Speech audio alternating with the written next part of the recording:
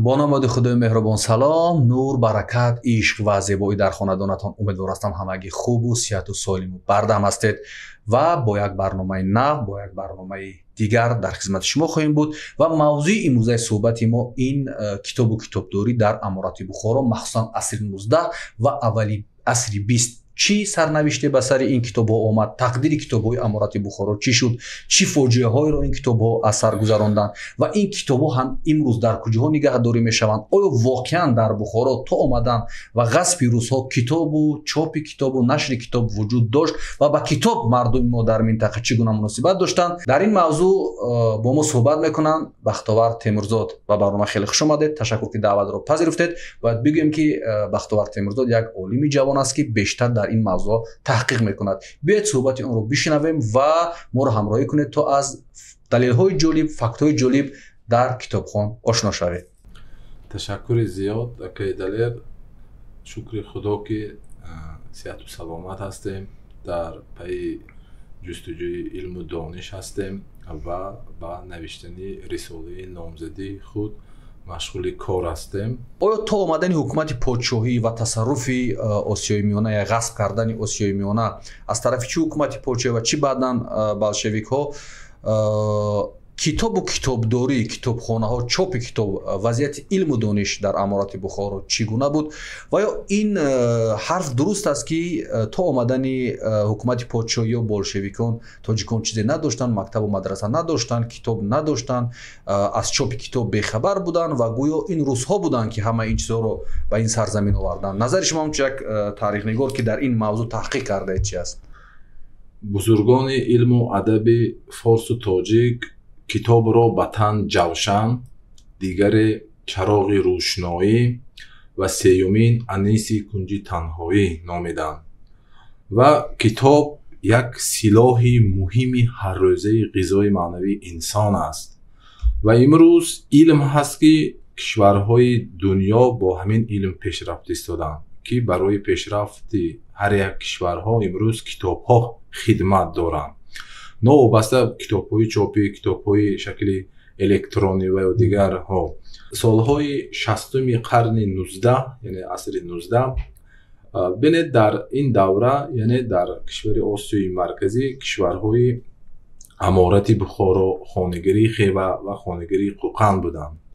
خوب این دولت‌ها هرچند حکومت اداریش از طرف ترک تباران که راهبری میشد، لیکن علم، دانش، زبان فارسی و بزرگان ما تاجیکان بودند و این مرکزهای فرهنگی و مدنی که از قبیل سمرقند، بخارا، خوجند،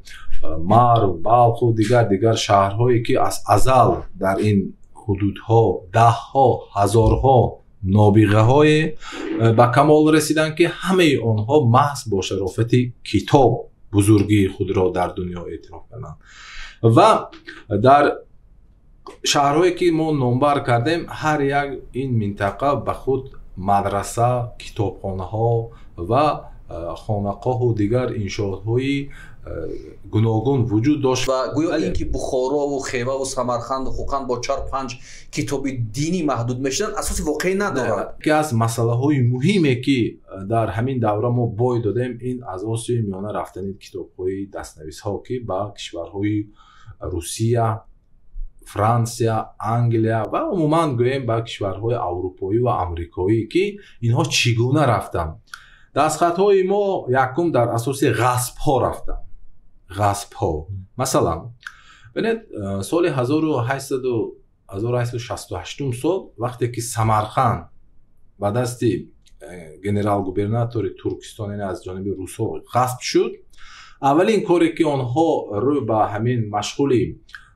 تاراجگری کردن با دستنویس‌ها شروع کردن. این اولین کار تاراج با دستنویس‌ها شروع کردن و سال 1869 گنرال ابراموف هنگامی که از سمرقند دیدن میکرد در یکی از مسجدهای خواجه احرار ولی در آنجا یک دستنویسی بسیار هم نادر قرآن زمان حضرت عثمان که در پوست آهو با خط کوفی نوشته شده است و قدیمترین نسخه های قرآن کریم می باشد در همین جا پیدا میکند و در حیات این حربیان مثلا روس شرق شناسان بودند، دانشمندانی بودند که به هر یک چیز دقت کلام میدادند و در سال 1869 الکی همین دستنویس به طریق تحفه به امپراتوری روسیه الکساندر دو توسط کاوفمن به مرکز یعنی به سنت پترزبورگ فرستانیده می شود و در سال 1870 باشد در مدت یک سال اخیر در سمرقند، تنها در سمرقند زیاده از 100 کتاب های دستنویس های قدیمه که از فن های گوناگون کتاب های مهم بودند اونها هم گردآوری کرده شدند با سنت پترزبورگ فرستانیده می شود. یعنی وقتا یک چیز میخوام برای بیننده برنامه کتاب و آنهایی که ایراد میگیرن در این موضوع روشن کنید که همین کتابایی که در سمرقند و بخارا و دیگر جاها روس‌ها مثلا غارت میکردن، میگرفتن به روسیه میپادشاهی میبردن یا بعداً باشگاه میبردن، اینا فقط کتابای دینی بودن یا دیگر موضوع هم بودن؟ این کتاب‌های نه بلکه دینی بودن، کتاب‌های دینی و دنیوی بودن که در مکتب و مدرسه هایی که در شهرهای آسیای میانه فعالیت داشتن. ما درباره مکتب و مدرسه هایی که در قرن 19 تا اوایل عصر 20 در حوزه های آسیای مرکزی بودن ساعت ها گپ زدن ممکنه. ما فقط در موضوع کتاب است که هر یک مدرسه ها و مکتب ها دارای کتابخانه های الهیده داشتن که مقدار کتاب ها در مدرسه ها چقدر بودن، هر یک کتاب ها با هر یک طالب علم چقدر مثلا داده میشد. کتاب ها نه بلکه کتاب های فقط دینی بودن، کتاب های دینی و دنیوی بودند که در نتیجه تحقیق ما، آموزش ما در بایگانی های مرکزی کشور همسایه ازبکستان فهرست و یا گیم مجموعه آن دستنویس هایی که از جانب حربیان روس به پایتخت به شهر سنت پترزبورگ فرستانیده شد، آنها از کتاب‌های پور همه کتاب‌های علمی هستند که من نامگوی آنها در دست ما هستند که مثلا قصه گلستان ایران، مثنوی لیلی و مجنون، جامی، گلستان سعدی و صدها کتاب‌هایی که اینها در یعنی خیلی زیاد است یعنی این کتاب‌ها اهمیت خیلی کلان علمی و تاریخی داشتند و در سال‌های گوناگون از طرف کاتبان با خط زیبایی هم نستعلیق با خط نسخ و دیگر خطها کتابت شدند که اهمیت امروز تاریخی خود را از دست ندادند و از جانب عالمان و دانشمندان ما در کارها و رساله‌های آنها استفاده شدند. یک مسئله دیگری که بنده در وقت تحقیق و آموزش آن مشغول شدم در خصوص از خود کردن یادگاه‌های مادی. مثلا در سال 1870 وقتی که اکسپدیسی حربی اسکندرکل 25 اپریل از جانب گنرال ابراموف و در حیات اون 200 نفر حربیان و عالمان و وطن خارجی عالمان روس اشتراک داشتند در قسمت پنجکین، مسجح و عینی اینجا کارهای آموزش ثروت‌های طبیعی و غصب و دیگر کارها مشغول شدند. در همین منطقه ها هم خیلی دستنویس ها را گردآوری کردند. در منطقه هایی که ما زندگی میکنیم اینها را هم جمع کردند و در سال 1873 در نزد گنرال گوبرناتور ترکستان مخصوص شعبه جمع‌آوری دستنویس‌های شرقی تأسیس داده شد. مقصد و هدف این شعبه بیشتر به جمع نمودن آثارهای تاریخی شروع شد و در هنگامی که البته در حوزه خودی گفتیم سمرقند که یکی از شهرهای بزرگترین جهان ما، تاریخ و فرهنگ ما تاجیکان به شمار میرد. امروز بسیاری ترک‌ها هم دعوا دارن که این مرکزی ترک تبارا این به بحث از این تاریخ البته همه دنیا میدوند که این مکان علم تاجیکان به شمار میرود. فرهنگ و علم و زبان و تاریخ تاجیکان است. آثارهای تاریخی که در هنگام اینجا بازدید میکنید همه با زبان فارسی تاجیکی از مردم دیگر با زبان تاجیکی اینا حرف میزنن و در همین دوره یک شرقشناس و ترجمان و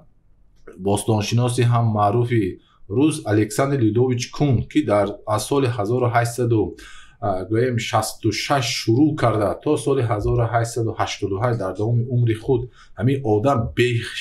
بهترین خدمت‌های بزرگ به حکومت رئیس پادشاهی همین شرقشناس انجام داد. در دوام فعالیت خود همین شرقشناس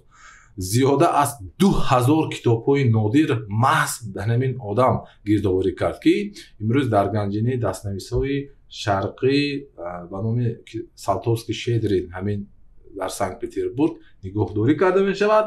Ва як масъалаи дигаре ки ман таҳқиқ кардам дар омӯзиши ёдгориҳои моддии ҳамин давра, бинед Самарқанд дорои як қатор обидаҳои тарихӣ ҳастанд. ҳар яки онҳо санъати зебои шарқ ки сохта шудааст. дар ҳамин давра генерал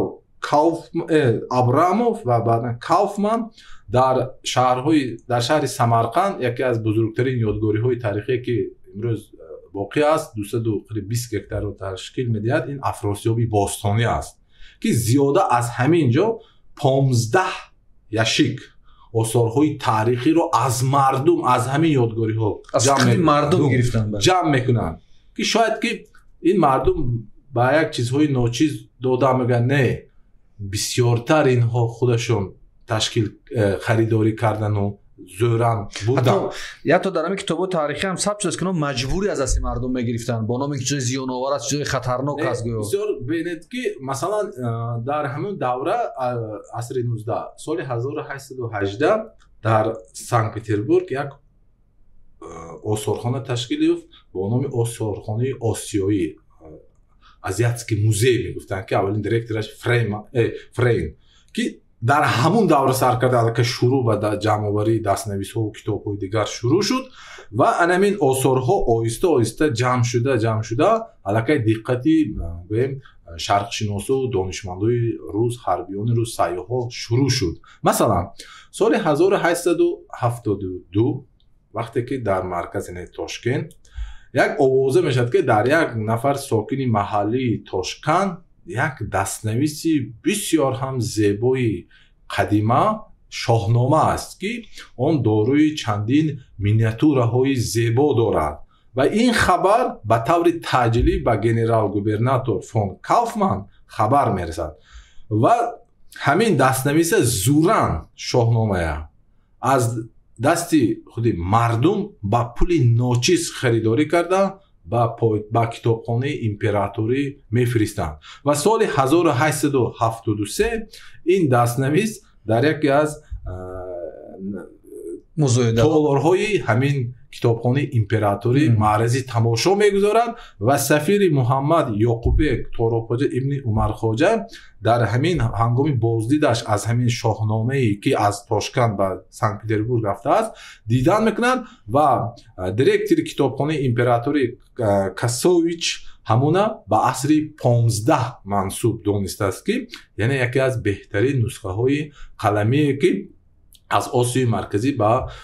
Санкт Петербург рафт. Ва дигар масъалае ки мо гӯем соли 1873 яке аз лашкаркашиҳое ки аз ҷониби русҳо дар Осиёи марказӣ анҷом ёфт, ин забти хонагирии Хева буд. хуб Хева ин шаҳри бостонии мо ҳаст, тоҷикон аст, ҳамаи дорои ёдгориҳое ки мебине санъати меъмории шарқ аст ва дар ин ҷо бузургони мо Муҳаммад ибни Мусо Алхоразмӣ, Абурайҳони Берунӣ ва даҳҳо нобиғаҳо ҳастанд, ки дар ҳангоми истилои ғасби ҳамин Хева ҳам ҳамин русҳо зиёда аз 300 китобу дастнависҳоро низ аз худ карданд, ки инҳо ҳам аз таркибашон аз дастнависҳои хеле бой иборат аст, ки тибқи таҳқиқи олимони мо ин китобҳо масалан 18 нусха китобҳои нодири китоби муқаддаси Қуръони Карим, 26 та китобҳои асарҳои олимоне ки ба забони форсӣ навишта шудаанд ва дигар китобҳое ки онҳо иборат буданд, инҳо ба Санкт Петербург фиристонида мешаванд. Дигар масъалае ки дар ҳамин давра ба миён омад, яъне бинед ки рӯз аз рӯз ғасби расии подшоҳӣ дар Осиёи марказӣ дар ҳудудҳои хонагирии Хева ва шурӯъ шуд ба хонагирии Қӯқанд. Масалан ва соли 1873 то соли 1876 вазъияти сиёсие ки дар таркиби хонагириҳо ба миён омад, ин шӯришҳои мардумӣ ба амал омад, ки байни қавму қабилаҳо сиёсати аз ҳукумати хонагирии Қӯқанд норозӣ шуданд. Умуман дар маҷмӯъ вазъияти ҳаёти осоишта дар давлатҳо таъмин нашуд. Муборизаҳои дохилие ки байни хони Қӯқан Худоёрхон бо фарзандаш Насриддинбек барои русҳо, барои умуман дар маҷмӯъ хеле осон шуд барои ино гирифтан. Дар ҳамин давра бинед генералҳои маъшҳури рус, ки дар ҳамин давра ҳар яки онҳо дорои чандин донандаи забонҳо буданд. Ва баъд дар таҳқиқи худ ҳамин генерал Колпаковскийро машғули омӯзиш қарор гирифтан, дорои қариб 9 забони хориҷиро медонист, ки забони форсӣ дар баробари забони русӣ медонистааст. ва дар ҳангоми ғасби Хӯқан 3 олими намоёне, ки баъдан инҳо олимони донишманд дар соҳаҳои гуногун ва амалан Наливкин, Пантусов ва як нафари дигаре дар ҳамин ҷо ҷалб карда мешавад. ва дар ҳамин давра машҳуртарин генералҳои дигар генерал Скобелев ҷалб карда мешавад. ва ҳангоме ки аллакай соли 1875 вазъияти хонагирии Қӯқан бисёр ҳам вазнин гардид, дигар дар ин тараф дастаҳои шӯришхоҳҳо Абдураҳмон Офтобачӣ, Пӯлодхону инҷоҳо аллакай ба муқобили хон Насриддинбек ва ино. Хуб дар маҷмӯъ хони Қӯқан Худоёрхон аз Кауфман хоҳиш мекард, ки барои наҷоти нигоҳ доштани тахту тоҷи ман ба ман кӯмак кун. Лекин устои моҳирона будани Кауфман, худ Кауфман худ як инженер аст, ҳарбӣ аст, лекин он қадар ба сарватҳои маънавию дигар чизҳо аҳамияти калон дод, ки хона фиреб мекунад, даъват мекунад, дар Хуҷанд вохӯрӣ мекунад, баъдан ба Тошканд, баъди Тошканд ба Оренбург бадарға мекунанд. Дар ҳамин давра вақте ки аллакай гӯем 18 феврали соли 1876 ба қасри хон меоянд ва мегӯянд, ки генерал Колпаковский, генерал Скобелев ва генерал Аминов ва чандин генералҳо мегӯянд, ки барои мегӯянд пеш аз қасрро гирифтан мо ба 3 чиз аҳамият диҳем. Якум хазинаи шоҳ, дуюм дафтардори Хӯқан, сеюм ба китобхона. Ки ин 3 чиз барои мо муҳим аст. Хуб вақте ки аллакай мебинанд, ки вазъията мегӯяд, ки бо пушкаҳо мегӯяд қасрро назанед, вақат мегӯяд мо як роҳеро ки дарвозае кушоем. Хай дар натиҷаи як роҳҳои усулҳои гуногун, ки аз дохил як ҷосус меёбанд, дигар мекунанд, қасра мекушоянд. баъдан дар Қӯқан 19 феврали соли 1876 пурра Қӯқанро ғасб мекунанд ва бисёре аз биноҳоро ба хок яксон мекунанд, мардуми бегуноҳро қатл мекунанд ва дар ҳамин давра аз ҳамон чизе ки мо номбар кардем 168 маснуоти ашёи тиллоие ки дар хазинаи шоҳ буд. Зиёда аз 5000 васиқаҳо фармонҳое ки дар қасри хон буд ва зиёда аз 100 китобҳои дастнависҳои нодире, ки онҳо масалан дар таркибашон таърихи Муқимхон, Ҷаҳонгирнома ва таърихи Шоҳрӯхӣ ва чандин асарҳои таърихие, ки дар ҳамин таркиби дастнависҳое ки баъдан бурданд, ҳаминҳо ба Санкт Петербург бурда шуд ва рӯйхати ҳамин гӯем дастнависҳо дар соли 1876 дар рӯзномаи Туркистанский ведомостӣ чоп шудааст. ва дар натиҷаи таҳқиқи мо дар бойгонӣ тамоми он китобҳое ки дар минтақаи хонагирии Қӯқан бурда шуд, чақадар рӯйхати бузург аст, ҳама яъне маълумотҳо, фактҳо дар ин ҷо омада ҳастанд. хуб дар баробари ҳамин қадар кишваркушоии он сарватҳои табиие ки онҳо рӯзҳо бурданд, бузургони мо, донишмандони мо ҳам хомӯш набуданд. ҳар яки онҳо ҳам дорои китобхонаҳо ва барои нигоҳ доштани китобҳо ва таъсиси китобхонаҳо ва таъсиси музейҳо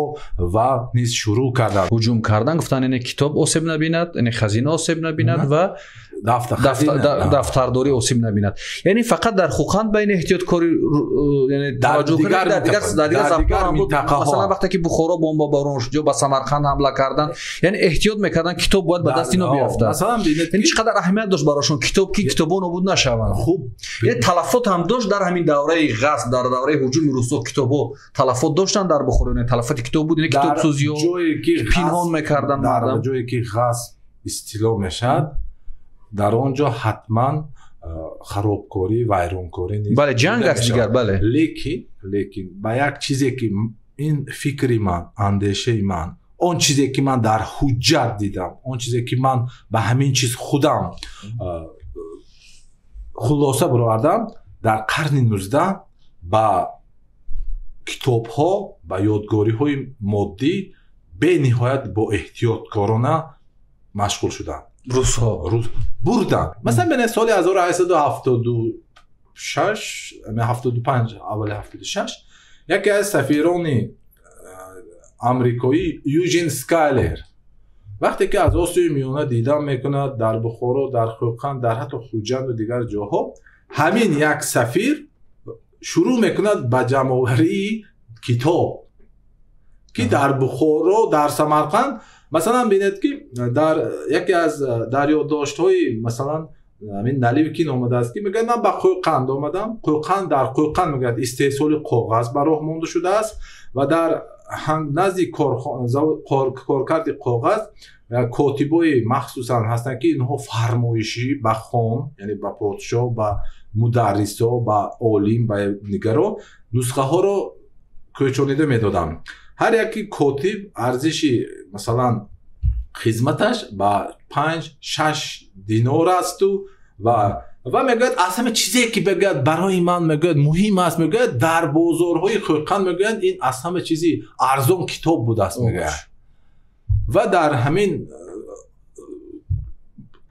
آلبوم هایی که به ما دسترس شد، حتی رسته های بازارهای کتاب فروشی که در بخارا بود الکی چگونه رسته های کتاب فروشی تصویرشون هست حالا هم در نزد مثلا بازار و مدرسه و دیگر جاها. و دیگر مسئله که در مسئله به من دقت جلب کننده بود، یعنی هر یک نسخه از الکی معلوماتش خبر میگرفتن. من ببینید مثلا پروفسور زالمان، بارتولد، سمیونوف، اینا همه اونها وقتی که سفرها به منطقه و کناره ها میکردن بیشتر دقت اونها رو نسخه های قدیمه جلب میساخت. مثلا ولیدو درباره دستنویس های فرغانه، دستنویس های امارت بخارا حرف میزند درباره آن شخصایی که اهل کتاب بودن. مثلا ببینید پدری ارتیست خلقی استر اصلی برهانوف، پدرشان بدرالدین قاضی که در بخارا با نام ابن بیضا مشهور هستند، اهل خیلی کتابداری بوی بودند. یا که پدر اکادمی محمد جان شکوری بخارایی صدر ضیا که زیاده از قریب 300 زیادتر دستاویزهای بویی که در امروز خزینه گنجینه دستخطهای شرقی به نام ابوریحان بیرونی ازبکستان است. یا میرزا حشمتی بخارایی و چندین، یعنی مردم ما از نقطه نظر بیشتر رو به کتاب که داشتن، ما در پیشرفت علم و دانش ما یعنی همیشه پیش صف بوده که و یعنی کتاب سلاحی هر روزه ما تاجیکان به شمار میادن. و ببینید که در اول عصر 20 بخشیده به 300 سالگی تأسیس یابی حکومت پادشاهی روسیه، امیر بخارا عالم خان با امپراتور با مقدار زیادی تحفه دستنویس ها رو میفرستونند و سال 1913 باشد در سنت پترزبورگ یک شرقشناس و تاریخشناس ایوانوف رو به بخارا میفرستند و در بخارا در سال 1913 زیاده از 1000 دستنویس های نادر به سنت پترزبورگ برده می شود و در مجموع از سال 1866 تا سال 1917 در مجموع در آسیای مرکزی طبق تحقیقات من در بایگانی ها و در اثرهای عالمانی که برده شد، زیاده از 98,000 دستنویس های نادر یعنی کتاب برده شد تنها به کشوری روسیه پادشاهی. دوم مثلا در اینجا نسبنامه ها، وثیقه ها، فرمان هایی که یعنی برده شدن در اینجا 140,000 وثیقه ها یعنی برده شد و در مجموع سکه ها، مثلا در سکه ها ما بحث نداریم که دانشمندی مثلا استاد ما عبدالولی شریف زاده در نتیجه تحقیق خود در سمت سکه های سامانی استاد چند روز پیش گفتن که هر یک آن کلکسیونرهایی که میگن من در قرن 19 گنرال های روس داشته‌اند فکر میکنم که اون تنگه ها یعنی سکه های از دوران هخامنشی ها و مثلا ساسانی ها و اینها هستن، میگن به نهایت یعنی تنگه ها و سکه ها هم از کشور ما از آسیای مرکزی نیز با اینجا برده شدن. اما در مسئله ما خدمت بزرگان ما را هم باید فراموش نسازیم. بسیاری ها دعوا دارند که یعنی نشر کتاب و کتابداری محض با شرافت حکومت رسی پادشاهی شد. این نادرست است. در این جاده خدمت بزرگان ما خصوصا در حوزه های گوناگون فرغانه، تاشکند و دیگر جاها، مثلا در مثال یک گویم منطقه ما مثلا فرغانه و خوجند، اینها حاجی صدیق خواجه خوجندی که در تاریخ با نام بنیادگذار نشر کتاب، شما وقتی که همین کتاب سال گذشته با تشبث مرکزی علمی کمال خوجندی این کتاب چاپ شد، یک دقیقه ممکن باشد اگر در همین جا اون چاپخانه ها، اون کتاب هایی که با دلیل ها با فکت این مجموعه مقاله است، بینه همه اون کتاب هایی که با تشبث حاجی صدیق خواجه خوجندی، این کتاب ها همین نسخه های چاپی سنگی میگن که در گنجینه دستخط های انستیتوت شرق شناسی ما در کتابخانه ملی در آثارخانه ها نگاه داشته میشد. همین قدر همین کتاب ها جمع آوری شده، فهرستی آن چاپ شد که خدمت همین نفرم در ترغیب کتاب خیلی و خیلی بزرگ است. و سرنوشت همین آدم در عرفه انقلاب اکتبر، این آدم را دیگر نمیمانند که حیاتی آسایشتن، به افغانستان میگریزد، چندین سالی عمر خود را در کابل برده و در اینجا در افغانستان به خوب از دنیا میگذرد و در مجموع بزرگان ما خیلی و خیلی ضررهای گویم هم معنوی هم مادی نیز دیدن که در 100 سال اخیر با ساختن بعضی از تاریخ‌های دروغ، بعضی از افکار دروغ، فکر ما را به این وادار کردن که گویا این یک امارت تاریک بود و یک به کتاب بود، یک مردم به فرهنگ بخواستن جلوه بدن و این واقعا نادرست است. و اون چیزی که ما در کتاب‌ها می‌بینیم، شما تحقیق می‌کنید و امروز مسائل نو که پیدا می‌شود، باید نگاهمان، دیدگاهمان، افکارمان به گذشتگان باید تغییر بیابد. بختار اگر این قدری که روس‌ها بردن این کتاب‌ها رو، بعد پس این دستخط‌ها در هندوستان، در انگلیا، در آمریکا از کجا پیدا شدن و این اونها هم تلاش می‌کردن که از اینجا برن؟ اونو به اونجا چی رفتن این دستخط‌ها؟ ما یک کشوری ما، سرزمین ما تاجیکان یک کشور فرخنا است که در تاریخ با نام کشور آریانویچ مشهور است. این حدود و حدود بندی هایی که از جانب انگلیس ها، روس ها در عصر 19 و اول عصر 20 جریان گرفت، بزرگترین خطاگی ها، بزرگترین اون حدود هایی که ما از دست دادیم، یعنی سرزمین های مرکزی و مدنی خودمون را است. از عصر 19 از سال 1800 مثلا 74 سر کرد تا سال 1895 مسئله های مثلا سرحدبندی انگلیس ها و روس ها از دریای پنج این طرف، سال 24 مسائل تقسیمات. یک چیز را بینید که امروز اون کتاب هایی که امروز در هندوستان هستند، در هندوستان هم زبان علمی فارسی خیلی جریان گرفت که امروز زیاده از 1 میلیون کتاب‌های دست‌نویس‌ها هستند. 1 میلیون منم شنیدم که تحقیقاتی که سالهای آخر یک عالم دانشمندی ما ازبکستان فیض خواجه میگن و در منزل شما صحبت کردم، در مغولستان زیاد از 3 میلیون کتاب‌های دست‌نویس‌های نادر هستند که در زمان لشکرکشی‌های چینگیزخان از اینجا برده شد و این کتابخانه‌ها کتاب‌های نادر خیلی مخفی نگاه داشته میشن. طبق تحقیقات فرانسیس ریشار که مثلا در تاجیکستان بیوسته همکاری با عالمان دارن، در فرانسه هم زیاد مقداری دست‌نویس‌ها هست، در آمریکا. یعنی همین کتاب‌ها، دست‌نویس‌های ما با طریق از طرف سوداگران، تاجران و سیاح‌های این کشورها و پول‌های ناچیز نیز برده شد. خصوصا همین خزینه امودریا که دارای زیاد از 5000 اشیای طلایی هستند که در آثارخانه انگلیا مثلا نگاه داشته میشد که مثلا در همین منطقه قبادیان تاجیکستان از مردم محلی سوداگری بخاری خریدن، سوداگری بخاری بردن و هندوستان بردن، در هندوستان افسرهای انگلیس خریدن بردن به انگلیا. یعنی این خیلی مثال ها ҳазорҳо номидан, лекин дар баробари бузургони мо ҳам дар тафаккури ҷаҳонбинӣ ва пешрафти соҳаи маорифпарварии мо, хизмати бузургони мо, аҳмади дониш, Акрамполон Аскаров, ҳоҷи Юсуф Мирфаёзов ва ҳоҷи Сайдуллои Бухорӣ, Мирзо Абдуллои Бухорӣ ва дар маҷмӯъ Садри Зиё ва дигар бузургони мо, ҳоҷи Сидиқ Хоҷандӣ ва дар маҷмӯъ инҳо хеле ва хеле калон аст. Он солҳое ки мо аз даст додем, ин солҳои сиюм аст ки дар натиҷаи таъқиботи сталинӣ садҳо ва ҳазорҳо китобҳои мо ба боди оташ рафтанд. Хусусан он таҳқиқоту мақолаҳое ки дар солҳои бозсозӣ баъзе аз рӯзноманигорон, шоирони мо, муаррихони мо навистанд. Масалан, устод нависанда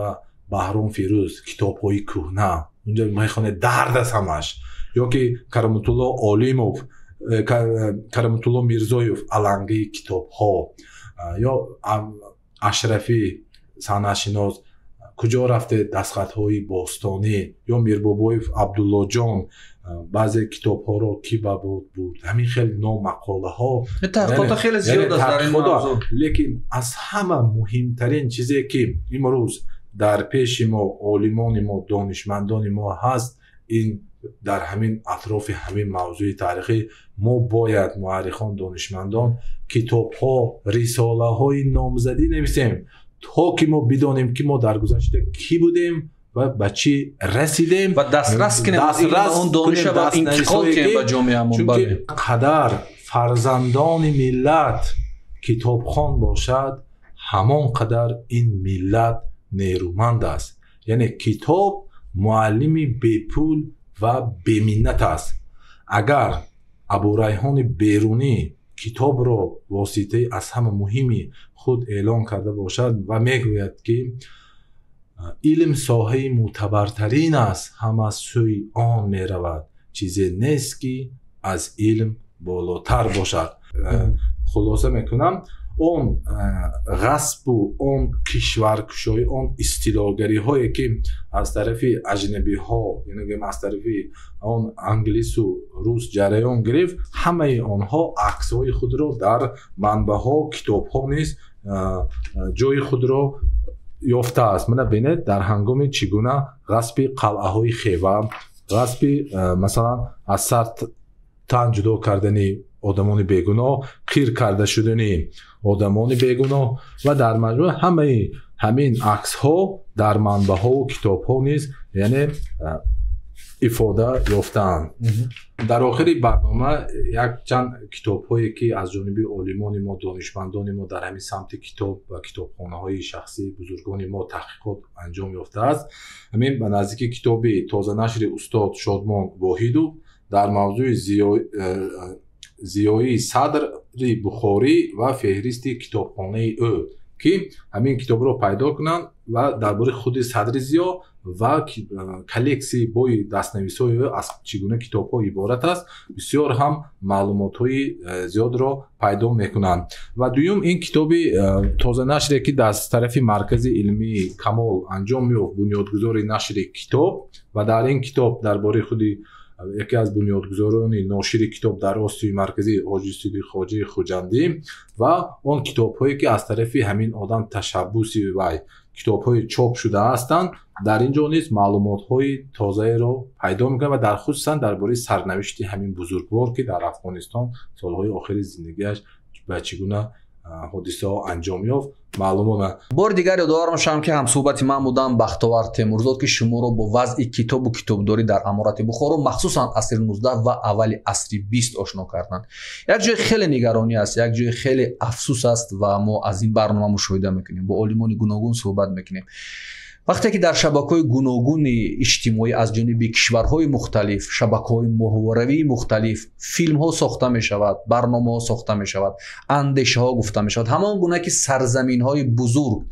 шаҳрҳои бузурги таърихи як миллатро аз дасташон гирифтанд ва ин фарҳангро این سرزمین رو، این تمدن رو تیکه و پاره کردن، همین روند هنوز هم ادامه دارد. یعنی فرهنگ شما رو میگیرن، زبان شما رو میگیرن، هویت شما رو میگیرن، دین شما رو میگیرن و با شعارها و برنامه‌های هدفمندانه شما رو به هیچ کس تبدیل میدین. ولی متاسفانه وقتی که یک عالم جوان، یک دانشمند، یک صاحب اندیشه، کسی که از دیگر زاویه تاریخ را میبیند، کسی که از دیگر اندیشه دیگر دارد، در این برنامه اشتراک میکند و از تاجیکی خود میگوید، از زبان خود میگوید، از فرهنگ خود میگوید، از گذشته خود میگوید، البته از دیدگاه دیگر تنقید میشنود، حرف بد میشنود و هستند انسان‌هایی که با اندیشه استعماری، با تفکر استعماری با این برنامه، با این اندیشمندان نگاه میکنند که این خیلی جای نگرانی است. یعنی آنهایی که در 100 سال اخیر با تاریخ‌های بزرگ، با تاریخ‌های ساخته، با تاریخ‌هایی که دیگران برایش نوشتن بزرگ شدن، به این موضوع از زاویه دیگر نگاه میکنند که این البته یک فوجی است. ولی در برابر اون همه اندیشه، اخبار، برنامه، آنهایی که امروز هر روز علیه این ملت، زبان این ملت، فرهنگ این ملت، تمدن این ملت بارهای مختلف پخش می شود، لا می نمیگویند. ولی همین که یک هموطنشان، یک هم شهریشان،